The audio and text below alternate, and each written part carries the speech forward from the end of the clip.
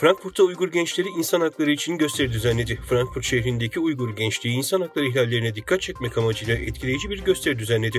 Gösteri "Uygur soykırımı gerçektir" sloganı altında gerçekleşti. Katılımcılar zorla çalışma, işkence ve diğer insan hakları ihlallerine karşı önlem talep ederken dayanışma ve desteklerini göstermek için bir araya geldiler. Dünya genelindeki Uygurlar Doğu Türkistan'da yaşadığı zorluklara dikkat çekmeye ve hakları için mücadele etmeye devam ederken benzer etkinliklerin artması bekleniyor.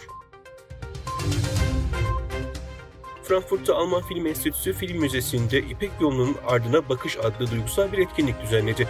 Uygur Gençlik İnisiyatifi ve Doğu Türkistan Kültür ve Bilgi Derneği tarafından organize edilen etkinliğe 150 misafir katıldı. Katılımcılar Uygur kültürü ve tarihinin insan hakları ve zorla çalışma gibi duygusal konularını içeren bir yolculuğa çıktılar.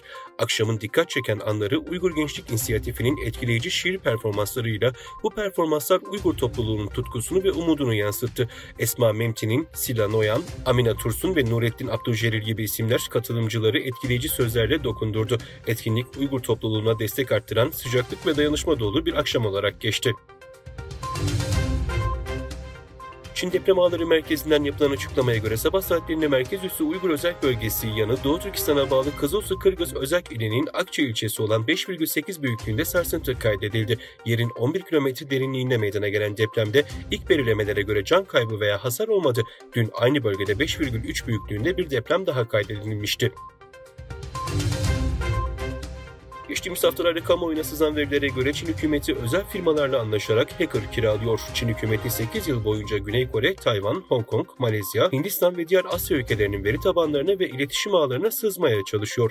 Geçtiğimiz hafta kamuoyuna sızan veriler ayrıca Çin hükümetinin ülke içindeki etnik azınlıkların aktivitelerini denetleyecek siber mekanizmalar bulmak üzerine çalıştığını da gösteriyor. Kamuoyuna sızan veriler Çin hükümetinin siber suçlar için kiraladığı Aysun firmasına ait. Sızan veriler arasında çalışanların birbirleriyle olan yazışmaların kayıtları ve diğer saldırı teknikleri bulunuyor. New York Times'e konuşan 3 siber güvenlik uzmanı kamuoyuna sızan bilgilerin doğruluğunu teyit etti.